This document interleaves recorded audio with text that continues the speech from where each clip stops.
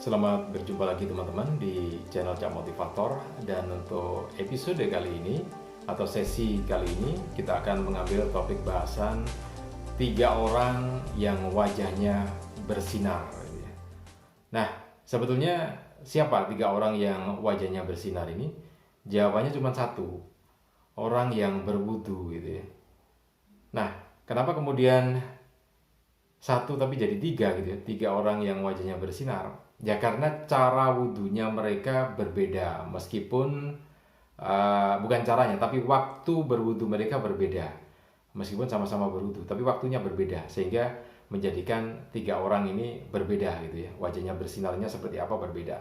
Oke, yang pertama adalah orang yang wajahnya nanti ketika di akhirat gitu ya, yang wajahnya bersinar itu. Oke, sebelum saya masuk ke sana saya ingin sampaikan sesuatu gitu ya.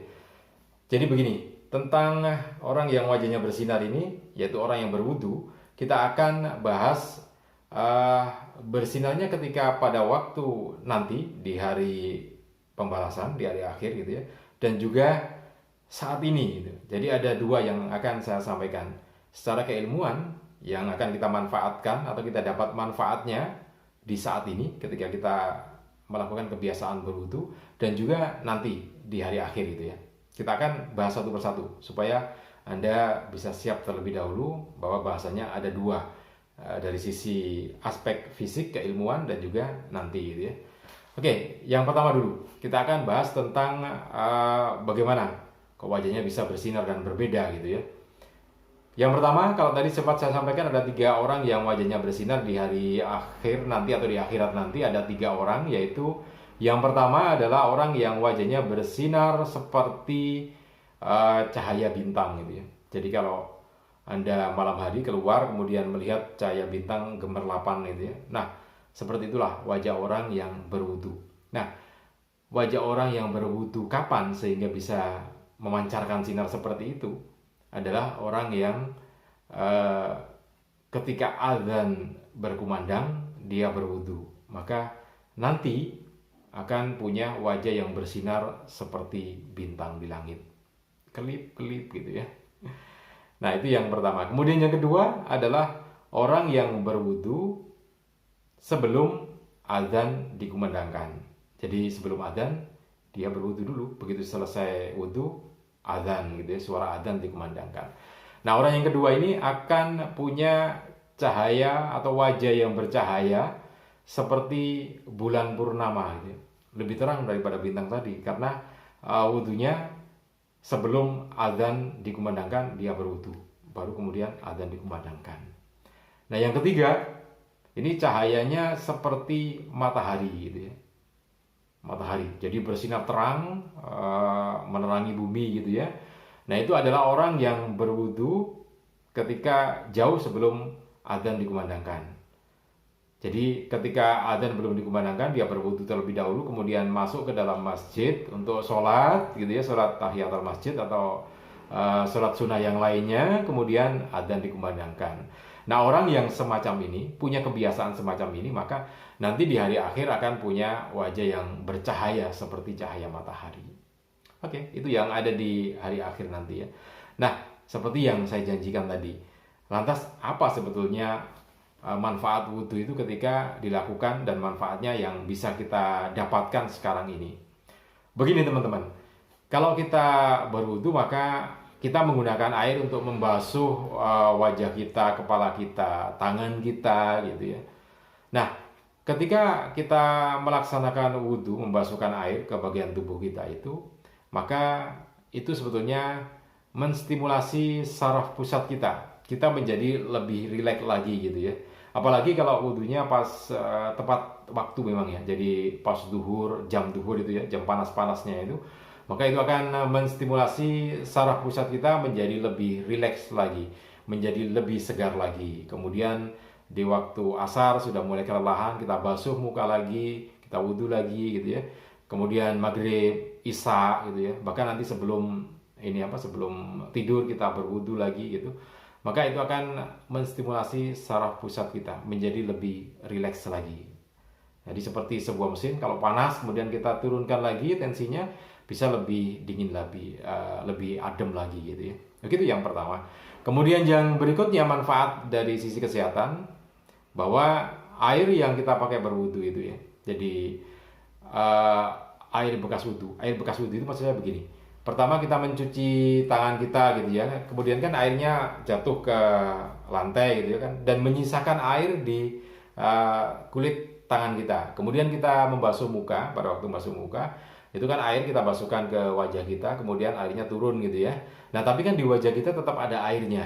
Kemudian di lengan kita, di kaki kita, meskipun airnya sudah lewat, tapi masih ada bekas air wudhu yang menempel di kulit kita itu.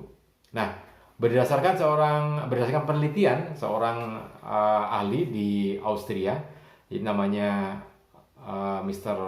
Leopold Warner dari Austria. Jadi ini seorang bidan dan juga ahli neurologi. Neurologi itu ilmu tentang saraf gitu ya. Jadi neurologi, ilmu tentang saraf. Dan dia mempelajari itu. Kemudian melakukan penelitian terhadap wudhu itu. Nah, hasilnya ternyata luar biasa. Jadi ketika kita berwudhu kemudian meninggalkan bekas air di kulit lengan kita, di wajah kita, maka air itu akan menstimulasi atau mendetoks racun-racun yang ada di dalam tubuh kita, termasuk yang ada di ginjal gitu ya. Jadi ginjal itu kan mengeluarkan menyaring ya, melakukan saringan terhadap air kita, terhadap air yang ada dalam tubuh kita, darah dalam tubuh kita gitu ya. Disaring kemudian yang tidak terpakai dikeluarkan. Nah, ketika kita meninggalkan air bekas wudhu di kulit kita itu, maka itu juga ikut menstimulasi, menarik semua racun yang tidak kita butuhkan melalui pori-pori yang ada dalam kulit kita gitu ya. Nah, menarik sekali. Jadi sisi kesehatannya kita akan dapatkan itu. Kemudian dari wajah, kalau kita memiliki wajah yang bersinar nanti di akhirat, maka ketika kita wudhu di sini, wajah kita akan kita basuh dengan air, kemudian wajah kita akan lebih bersih lagi, karena membersihkan debu yang menempel atau menyumbat pori-pori kita itu, dan distimulasi oleh air itu kemudian dikeluarkan dari pori-pori kita. Nah, tentu saja dari sisi dunia sebetulnya akan terlihat orang yang sering berwudu, karena air itu menjadi satu sarana pembersih gitu ya. Apalagi kalau kemudian airnya itu didoakan, maka molekul airnya akan berubah. Nah, padahal kalau kita lihat setiap kali kita berwudu, kita melakukan niat terlebih dahulu, dan itu ada airnya, dan airnya kita basuhkan, dan air itu akan berubah molekulnya. Seperti penelitian seorang ahli di Jepang ya, bahwa ketika air itu dibacakan yang bagus-bagus, maka akan berubah molekul atau bentuk airnya akan berubah gitu ya. Kristal airnya akan berubah. Kalau kita bacakan yang bagus-bagus, maka akan berubah menjadi bagus. Kalau kita bacakan yang jelek-jelek, maka akan menjadi jelek juga. Nah, itu manfaat wudu ya. 2, padahal masih banyak sekali manfaat wudu yang lainnya.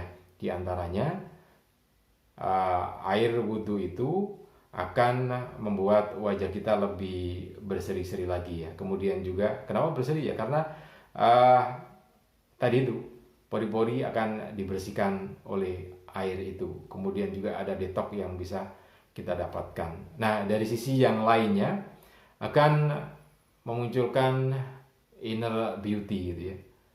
Begini. Jadi kalau kita memakai make up itu sebetulnya selain membuat wajah kita jadi lebih terlindungi ya. Kalau make up terlindungi gitu, tampil juga lebih cantik. Nah, setelah itu kan harus dibersihkan. Nah, ketika dibersihkan itu maka bisa satu di antaranya dengan mengambil air wudhu dan kita berwudhu gitu ya. Nah, itu akan membersihkan bekas-bekas makeup tadi, kemudian juga akan membersihkan pori-pori, membebaskan pori-pori itu jadi lebih terbuka lagi, sehingga udara ataupun hal yang beracun dalam kulit kita akan bisa dikeluarkan. Nah, inner beauty-nya juga muncul dari sana.